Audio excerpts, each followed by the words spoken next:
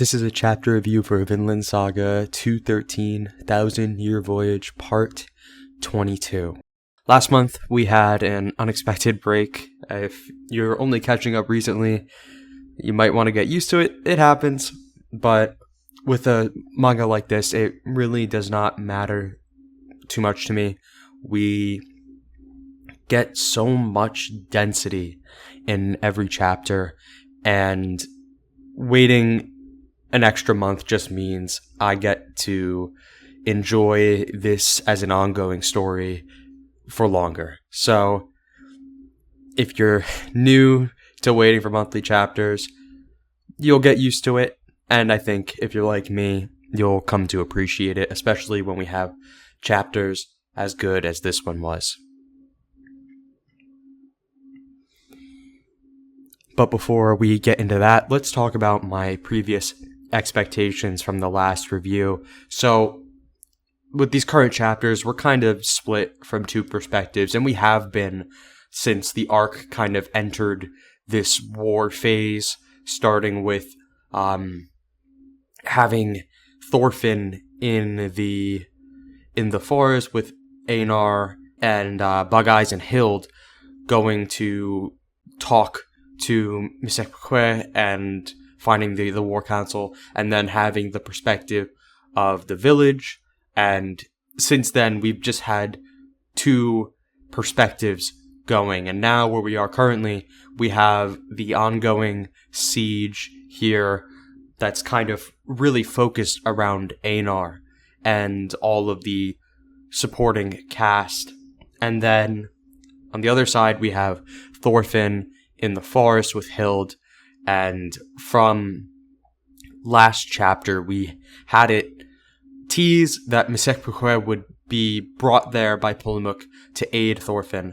And most of my predictions from last chapter were just kind of based on the idea that we would be going to that perspective now. But as you could see from the start here, we are just continuing with the siege. And I don't have a problem with that, but it just means my predictions from last video don't really apply to this chapter, and I'm not really going to focus on them that much.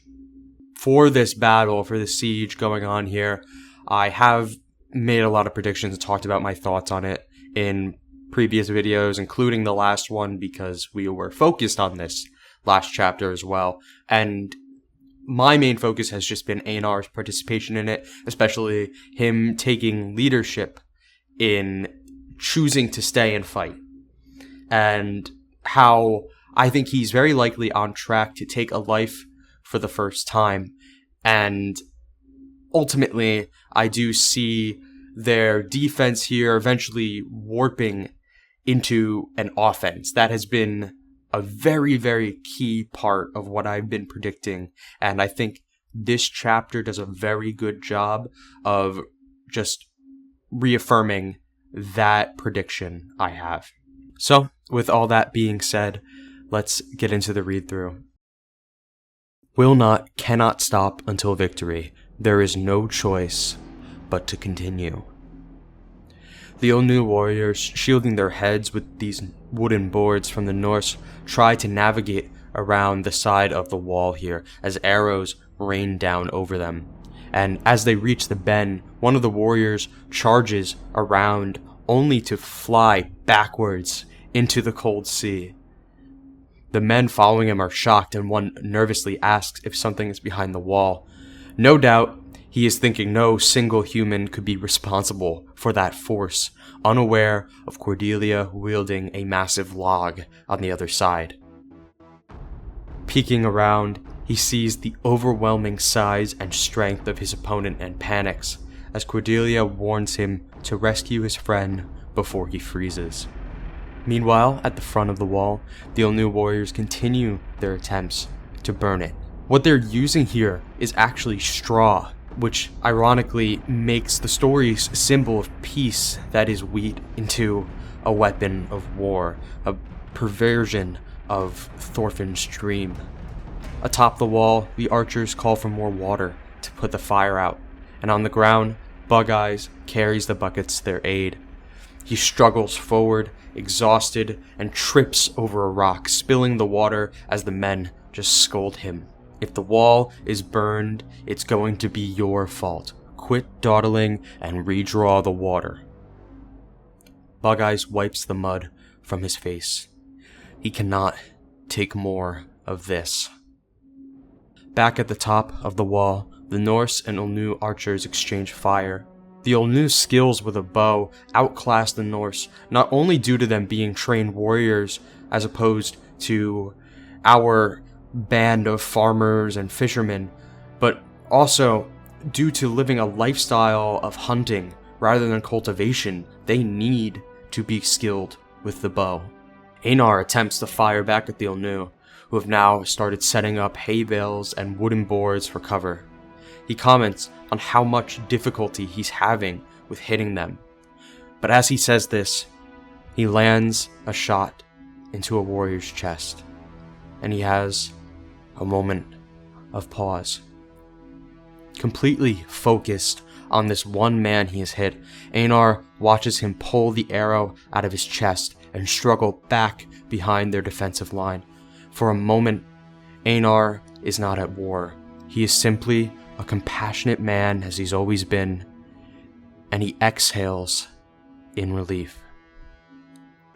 However, there's no time for relief on the battlefield. An arrow flies at Einar's face, narrowly missing his eye but drawing blood after grazing his head. Back to the reality of his situation, Einar tells the men he's okay and commands them not to let up. Outside the wall, we watch day turn to snowy winter night, and the battle has paused. Muin storms into the Norse home near the wall and scolds the warriors who have taken shelter inside. He asks when he gave them permission to enter the homes, angry at their disregard for the sickness, but more likely their disregard for his orders. The warriors tell him they needed to take shelter from the snow and get rest because of Muin's own claim that they would not need more than a day for the siege, something he clearly misjudged. They continue, saying it's fine because the Norse are behind the wall, that they can't get sick, completely disregarding Visekwe's prior warnings of all the Norse's belongings being a danger. Again, we see how the disease is not the cause of this war. It is hardly being taken seriously, as much as it has been used as a convenient excuse to plunder. Here, the convenience of shelter from the cold is enough to abandon those pretenses, not that it even matters to them at this point. Muin gives up on convincing them. Despite telling them it will be settled the next day, he knows he cannot have a fight with exhausted or frozen men. After he leaves, the warriors question Muin and his leadership. Once again, we see division and disorganization grow within the Olnu tribe alliance. So, the men continue to shelter through the night, unaware of the enemy they are sharing it with. Further back into the village, Gauki's tribe watches the fort. The warriors comment on how the Norse have lasted through the first day, just as Gauki anticipated. Gauki says that all they need to do now is control the food supply and the problem will solve itself.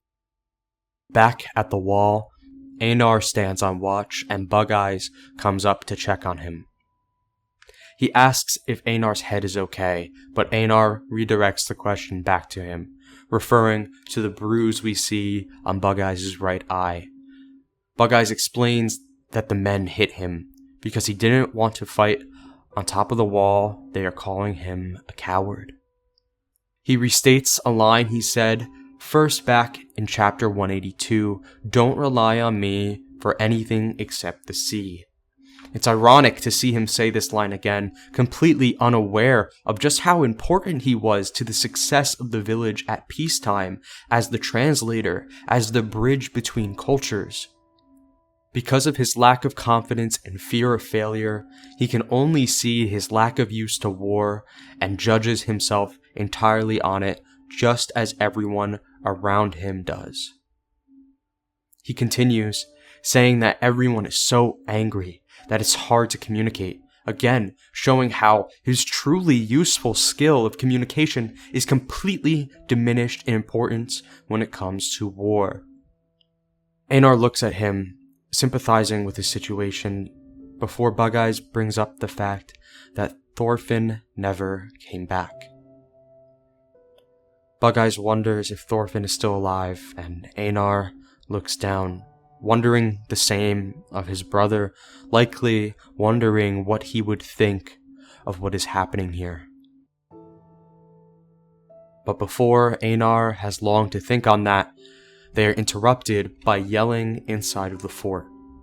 They come down from the wall to see some of the Norse villagers have captured an new warrior who snuck inside.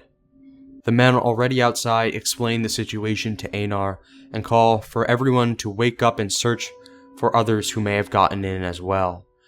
Einar asks one of the men if they should go back to their post, and he says that they should just stay on guard.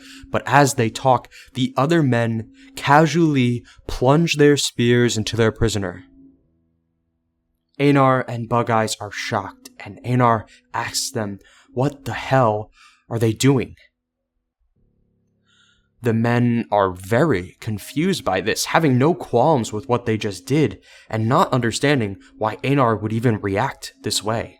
They justify it, saying that the warrior had seen the inside of the fort, so they had no choice. But Einar rebukes this, saying that the man was not resisting, and they could have kept him alive for a prisoner exchange, possibly referring to Thorfinn or Hild if they're still alive. The men seem to understand Einar's point, tactically at least, but the one who is taking charge here doubles down.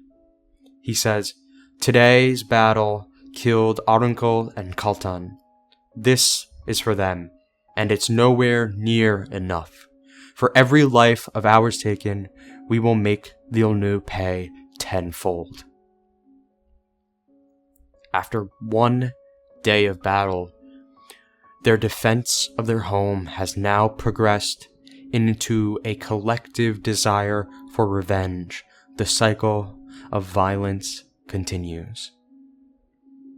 Bug-Eyes watches uneasily as the men drag the man's body away, calling the two of them cowards as they leave.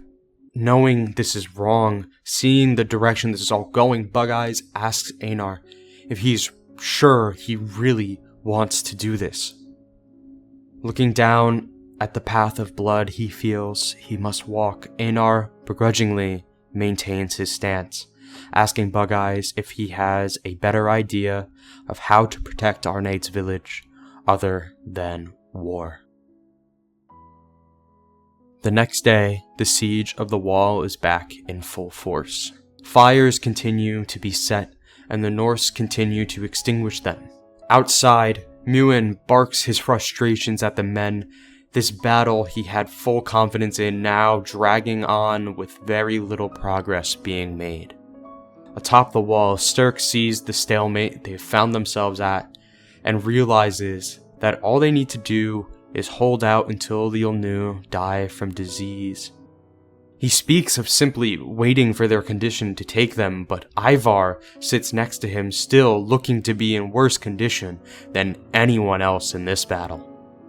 Sturk tells him it's going to be fine, that he can go rest, but Ivar tells him not to let his guard down, that there being fewer Olnu than yesterday means they may be planning something. And immediately, Ivar's suspicions are realized, as one of the men calls for them to look out to the bay.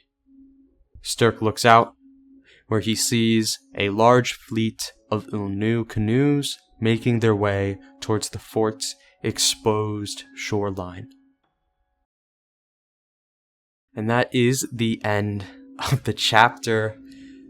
I really like this one. There's a lot to talk about, because a lot of characters had good moments, so let's just go back to the beginning, go in order, and start, of course, with Cordelia. Cordelia's brief moment at the beginning of this chapter was another cool exhibition of her strength, as she has now accepted her role as a defender. like her mother before her. She wields a giant log here, like Thorkel before her, not only calling back to her father's iconic feats that we've seen in the prologue and in the Baltic Sea War, but also paying off on the setup from back at the start of this arc, where Polmuk and the Gitpi tribe commented on how she was able to carry such a massive log by herself, and that because of that, she must be their strongest warrior. Again, a comment that was ironic to us back then considering Cordelia's nature, now a harrowing foreshadowing of what we see here. Still, her violence is not as brutal as Thorkel, at least not right now, as we see her simply be a defensive wall that forces the attackers back without killing them. Like all things in this arc, this violence is a slow progression that will only continue to escalate as she is pushed more and more. Next, I want to talk about Bug-Eyes. Once again, I just have to praise how Bug-Eyes is being written in this arc. During Baltic Sea War, his clumsy and cowardly antics were pretty excusable, considering none of the central cast really had any business being on the battlefield there. They were just caught up in this stupid war, and his kind of gags really reflected that. It was a dumb situation and nobody wanted to be there. So nothing was really expected from him there, and that was fine. He was just Bug-Eyes. But now, he is properly part of this war, rather than just finding himself surrounded by one, and he's very clearly just not meant for this. He stumbles and spills the water, which would have been like a gag for him in the previous arc, but just now leaves him berated, because a man who's no use in war is no use at all. Then, later on the wall that night, we see this even escalated to abuse from his own comrades.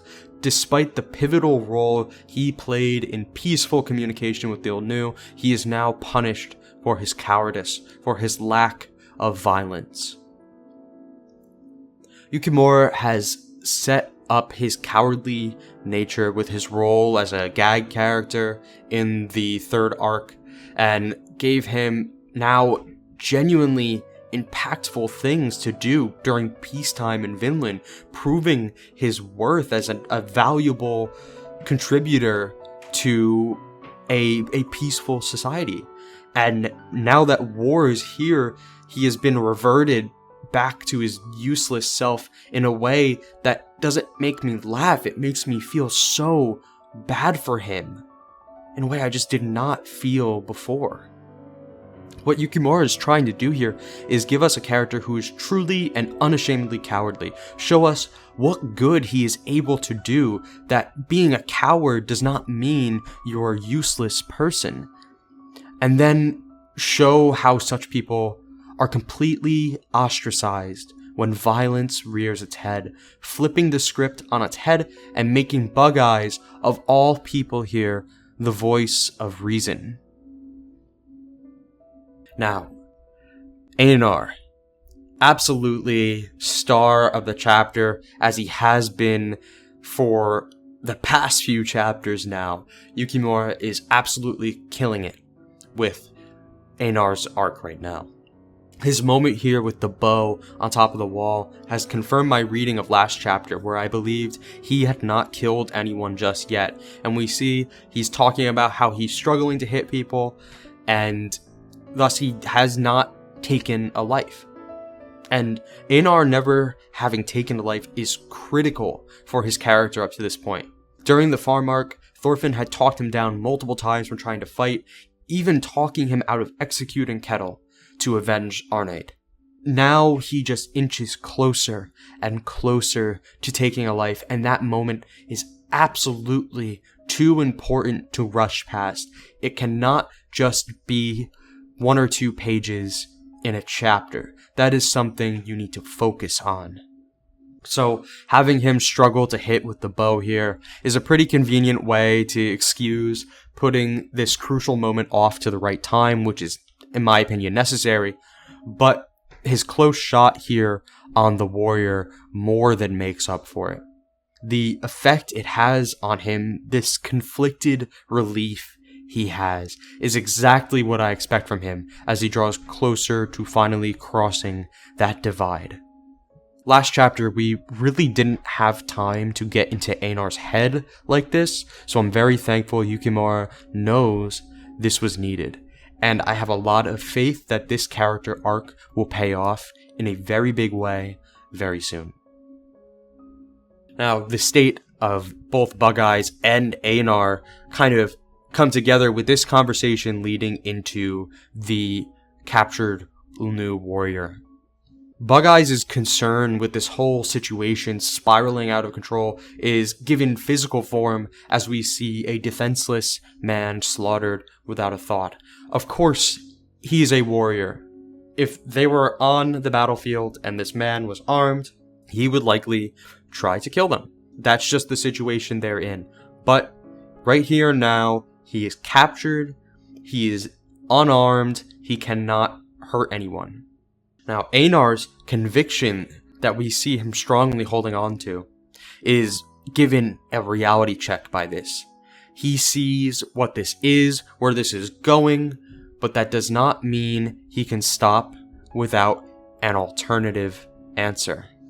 He knows this is exactly what Thorfinn warned would happen, that violence cannot be truly stopped with violence, but if the alternative is losing all he cares about and worked for, what else can he do but begrudgingly press on? Now, Muin and Gauki. They had pretty small roles here. It's mostly continuing to build on the growing division in the Ulnu Alliance, and this is a very critical part that I'm very glad Yukimura is including. The Ulnu warriors are not simply a amalgamation of people sharing the same goal. They are part of a bigger political game going on of multiple tribes wanting to have power, wanting to have peace through the threat of violence. They are a culture of war, not different from the culture of war that our characters ran here from. And Muin and Gauki are essentially the driving forces of division. The two characters on this side who are trying to be in power. And this alliance they have is incredibly loose. We see Muin is starting to really lose control. They have disobeyed him before and, misbehaved, but it's just kind of continuing to progress where now they're actually vocally questioning him. And that is just going to continue because by the end of this chapter, we see his frustrations with this stalemate have clearly gotten to him, and it's certain that morale will continue to plummet in his men if this continues. And as all that progresses, Gauki is watching and just waiting for his opportunity. Like with the sneak attack and the trap to claim the sword from Ivar, Gauki is a warrior who knows how to create a situation where he wins with minimal risk. His plan to have the problem solve itself by controlling the food supply kind of echoes Sturk's hopes that the disease will do the same for them. Both sides believe they have the upper hand when it comes to a war of attrition. What I'm curious about, though, is how Gauki plans to turn this war into a victory for himself and his tribe, as he grabs for power now that he has claimed the sword. Many of Muin's men are staying in the Norse homes with the rats, but we see Gauki and his men are outside. So it's possible Gauki's tribe will remain healthy while the other tribes are significantly weakened by the disease. I don't know if this is something he is anticipating and planning for, or if this will just happen to work out in his favor this way, but at the moment it is just hard to get a read on Gauki, and that's kind of his character. From the start, he has been introduced as a wild card, by having him just show up at the village on his own accord. And he continues to be a wild card when it comes to how this war is going to play out. Regardless, though, I do not see this war ending without the Olnu alliance just imploding on itself, as all these tribes try to grab for power, and specifically a struggle between Muin and Gauki when Gauki's plans kind of go into motion. So, just overall thoughts, now that we're at the end.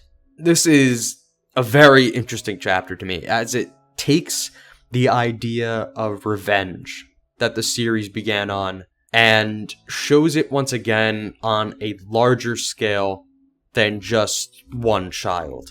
The execution of the Olnu warrior marks a shift in motivation that I've been anticipating, one that has been growing in the background all this time, a shift from defense to revenge. We also saw hints of the growing division in the Olnu army and the rats bringing disease to them, making it seem likely that the Norse will find their attackers weakened and retreating in due time. Combine this change in motivation with the retreat of the Olnu, and we will find that the Norse will not simply be defenders anymore. Instead, they will say things like, "We can't let this happen again. We will not be safe until they are all dead." And a relentless Norse offensive will be chosen over a chance to safely evacuate as they originally planned, or at least as Thorfinn planned.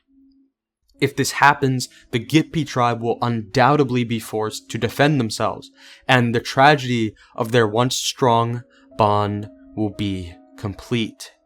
All of this is exactly why Thorfinn insisted not to bring weapons, why he said if they use them, it will all be over.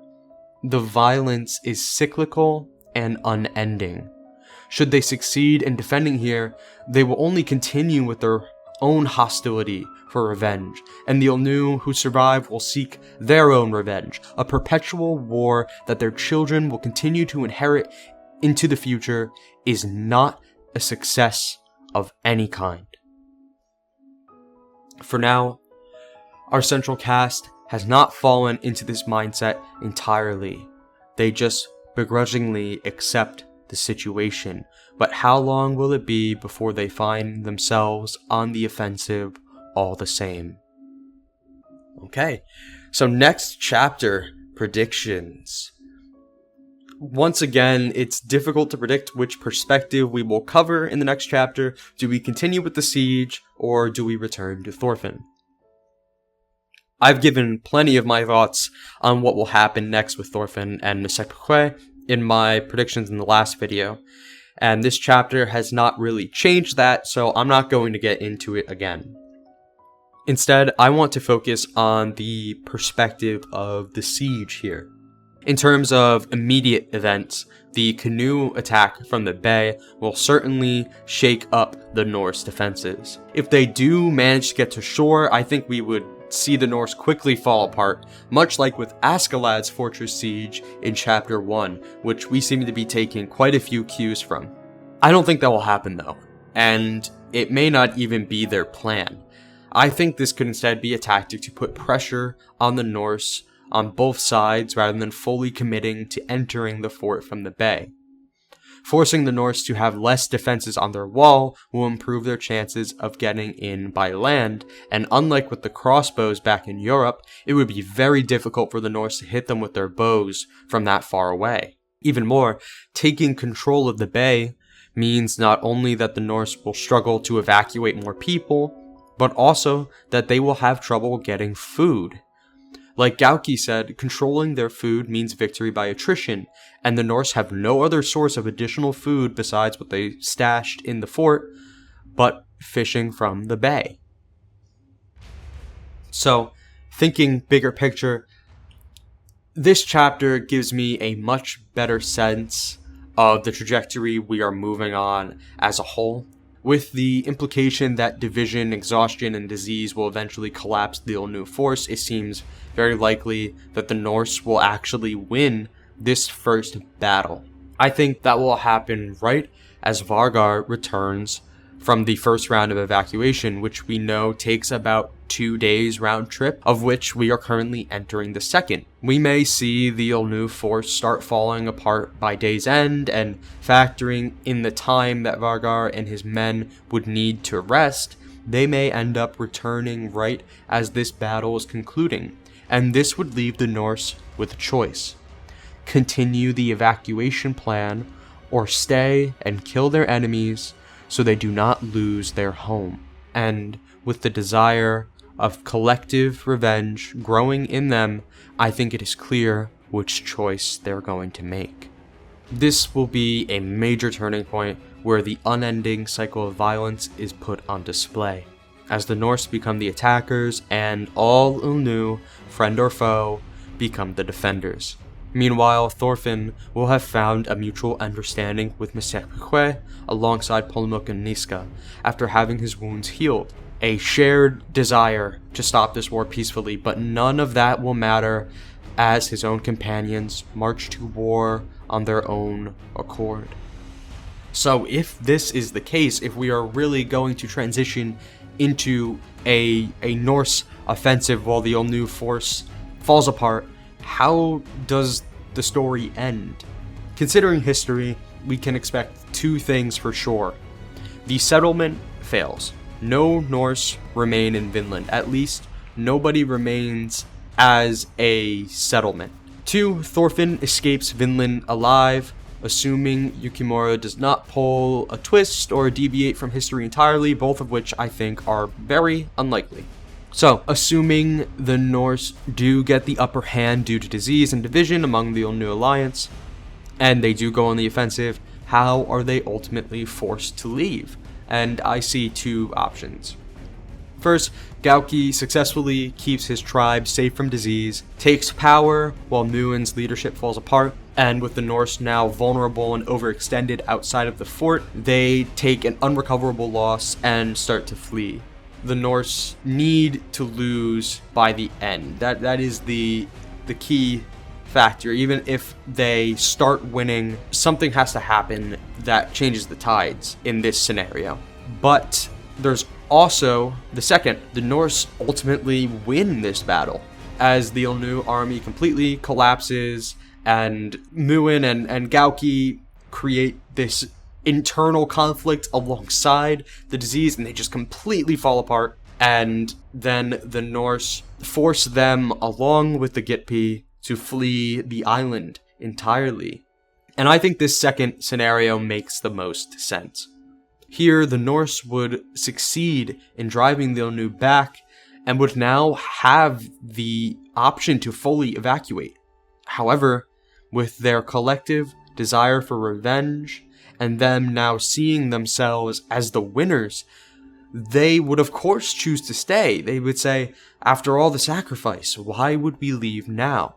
But Thorfinn, knowing this is not a victory, would leave with anyone who doesn't want to stay. Personally, I could not picture Thorfinn abandoning people while a battle is taking place. As much as he hates war and hates violence, Thorfinn has never been somebody to allow people to die, even out of active negligence. He can't help himself but fight when it comes down to saving someone. However, I could absolutely see him leave once the battle is over. This would mean he has the opportunity to leave. They're currently not in battle, and he will say, I'm going to leave. Anybody wants to join me, and likely nobody's going to join him, but he will be able to leave. But then, sometime in the future, the cycle of violence would come back around. The Olnu would return with an even larger force, aiming to avenge those killed by the Norse before, and even the Gitpi tribe would now have reason to force the Norse out after losing their home. The Norse will have won the first battle, but there is no winning war. There is no victory in inheriting the future violence that will be spawned by the violence they do right now. Just as Thorfinn warned, if they use weapons, it's over. Regardless of the outcome, of the first acts of violence, the true peace he came to Vinland for, is guaranteed to be lost forever. Ultimately, that's where I see it going. There is a lot that needs to happen, and a lot that can happen that I just have no way of predicting, and that's just how war is. I did not predict Gauki sneaking in and starting the violence ahead of time, and I am sure as the unpredictability of war continues, there will be plenty of things that I just can't see coming. But in terms of the bigger picture and thematically what Yukimura is trying to achieve, I'm very confident in these predictions. But in the short term, I just have to wait until next chapter. So, thank you for watching, and I will see you then. Bye.